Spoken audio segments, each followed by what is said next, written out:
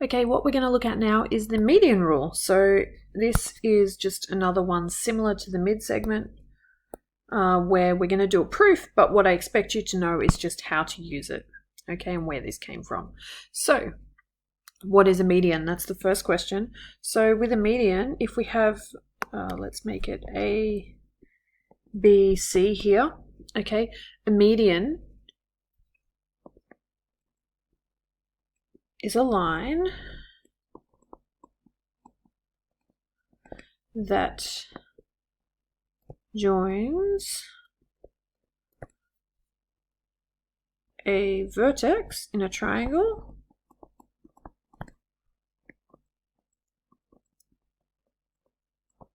to the midpoint of the opposite side. And obviously we are going to now draw that, okay? So we're going to have a look at what that means. So it joins a vertex, so let's start with C.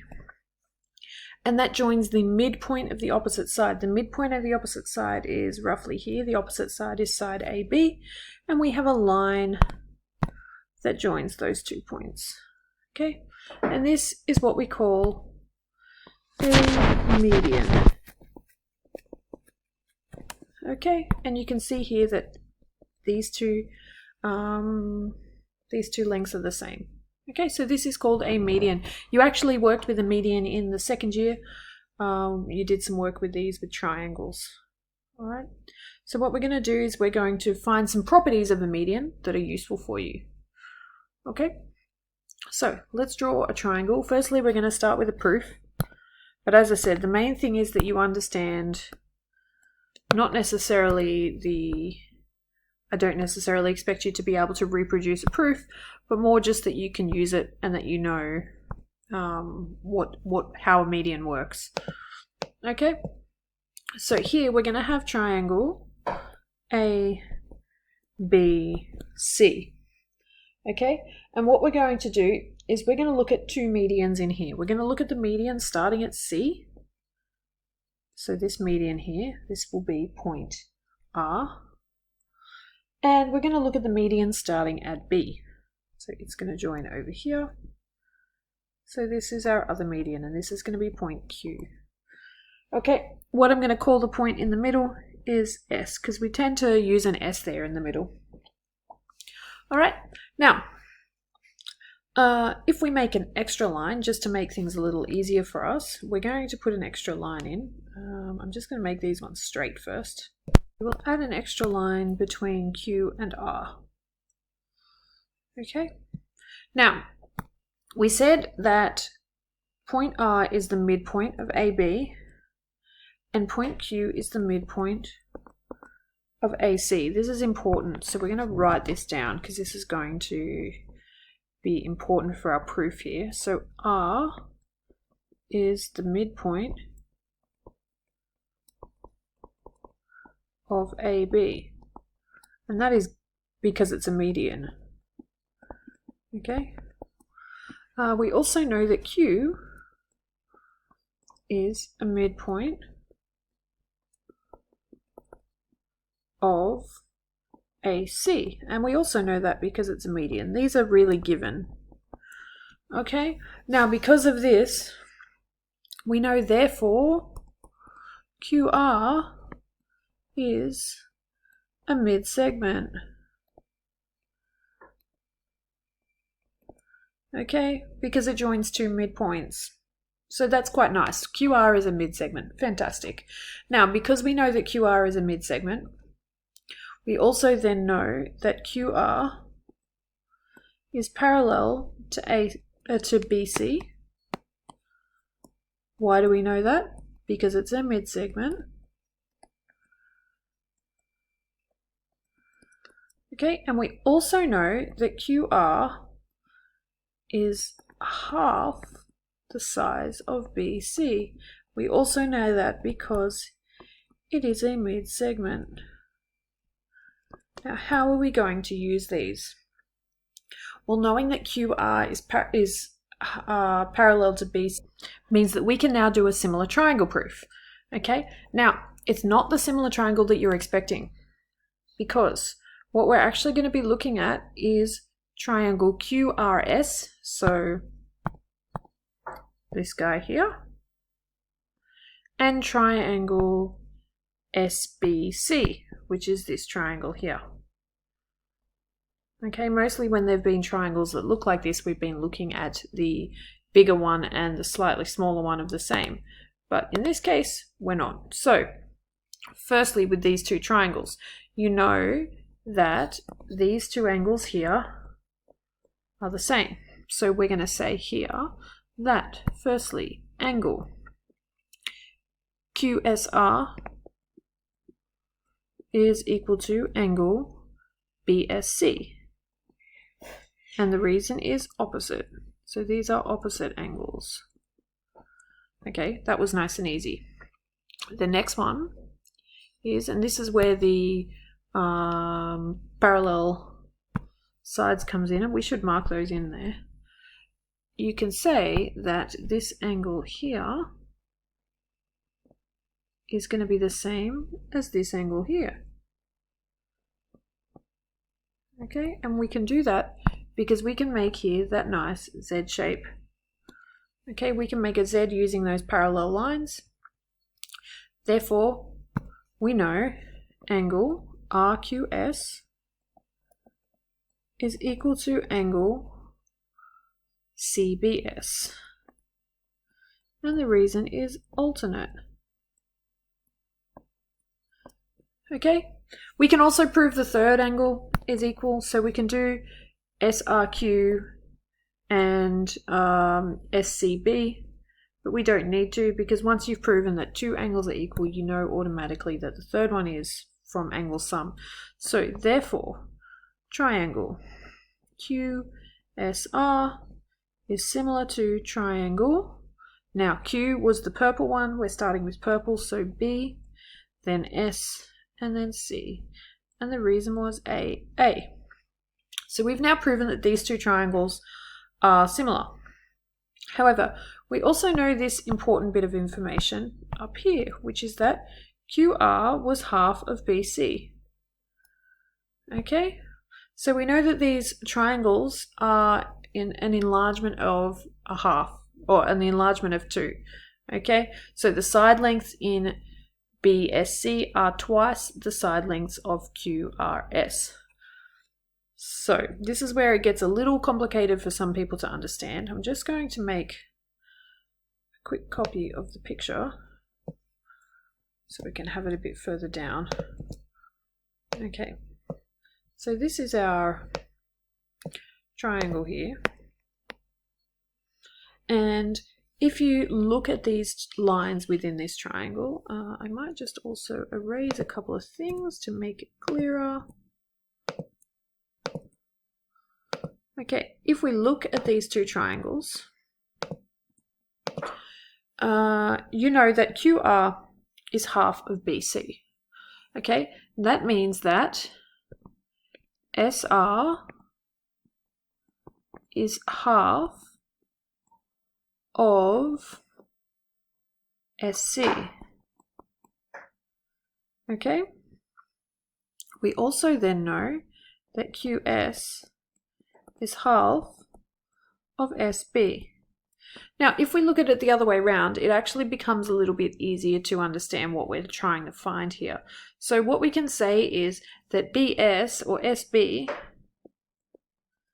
is 2 times QS. Okay, all I've done here is just flipped this one around.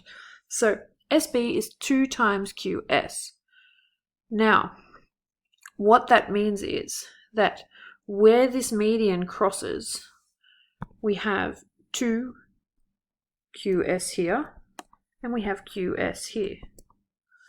All right, so that point S has divided it into 1 and 2. Okay, so we have 1/3 between QS and 2/3 between SB.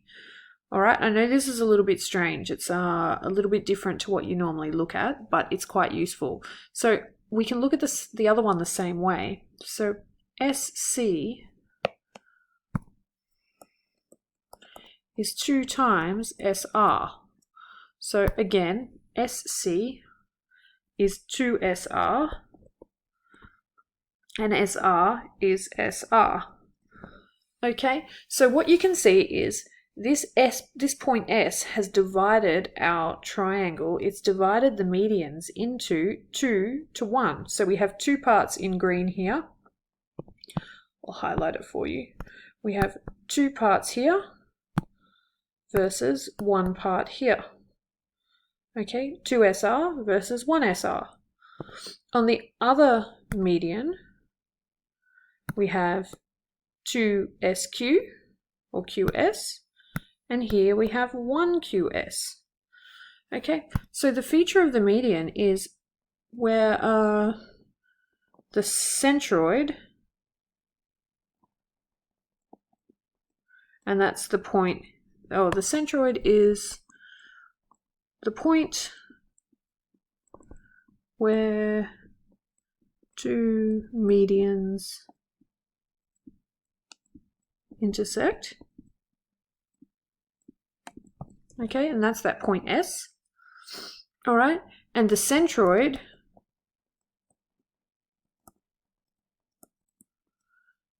divides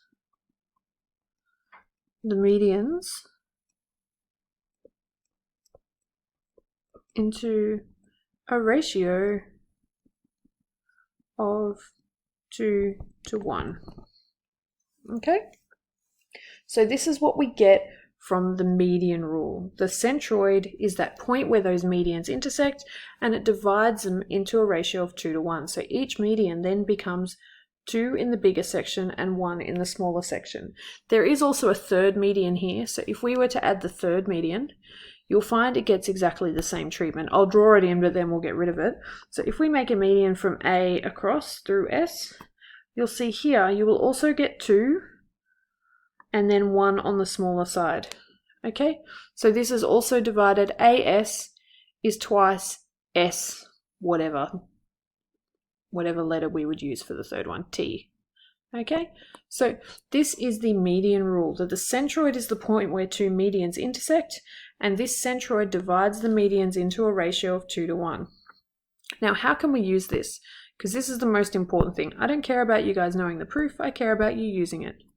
So let's say that we have a shape here like this, A, B, C. We have a median like this going to D and going across like this to E and F. Okay, now let's say that I know that CD is 12 centimeters. How long is DF? Okay, and this requires these to be medians, so let's just make that clear. Okay, so how long is DF? Well, firstly, we need to prove that these are medians, so you would say E is the midpoint of CB given, and therefore AE is a median. Okay, D is the midpoint of AB, and that's also given. Therefore, CD is a median. Okay, so once we know that CD is a median, we know CD is 12 centimeters. So CD is divided into 3 parts, okay? DF is 1/3 of CD, and that is the median theory. Okay, so we can just write median here. And the reason that works is we had C, F, D. And you remember we said that this F is the centroid. It divides it into a ratio of 2 to 1. So you need to remember that in total, we have 3 parts. And in the part between D and F, we have 1 part. Okay, so DF is going to be 1/3 of the whole thing. Okay, it's 1 out of those 3 parts. So DF is 1/3 of CD, which is 1/3 of 12, which means that DF is 4 centimeters. Okay, normally you won't be given something quite so straightforward. This is really just to show you how it works. When you do your questions from the homework, you'll see there's work with right angle triangles, so usually you've got to calculate something first. It's not going to be quite so easy. Okay, but this is basically how the median works. Like I said, the important thing is that you know how to use it, and that if you see a median, you know straight away, oh, that's divided into 1 to 2. Okay, so you have 1 part in the smaller bit, 2 in the larger. This is 1/3 of the whole length. This part is 2/3 of the whole length. Okay, good luck.